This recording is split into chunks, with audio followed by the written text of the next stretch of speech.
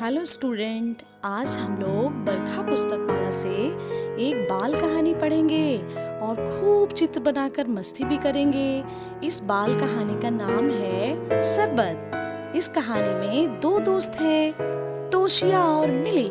आइए हम सब मिलकर इसे सुने और पढ़ें। एक दिन तोशिया और मिली ने शरबत बनाया। दोनों ने पानी में लाल लाल शरबत घोला। शरबत में चीनी भी मिलाई, उस पे खूब सारी बर्फ डाली।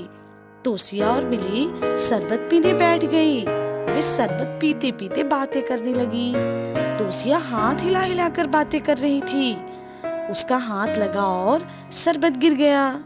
मिली ने तोशिया को अपना आधा शरबत दे दिया। दोनों फिर शरबत पीने लगी। तोशिया की नजर गिरे हुए शरबत पर पड़ी।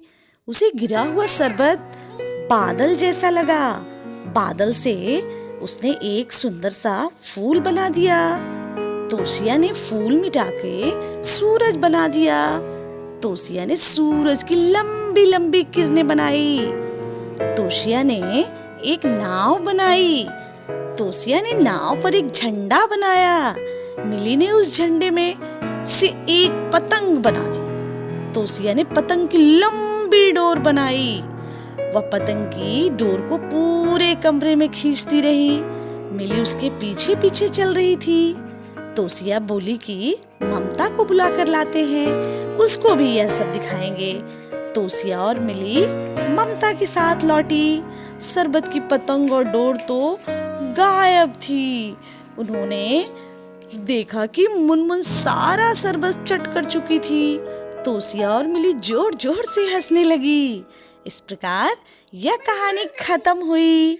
इस कहानी में दोनों दोस्त ने खूब मस्ती की और शरबत पी।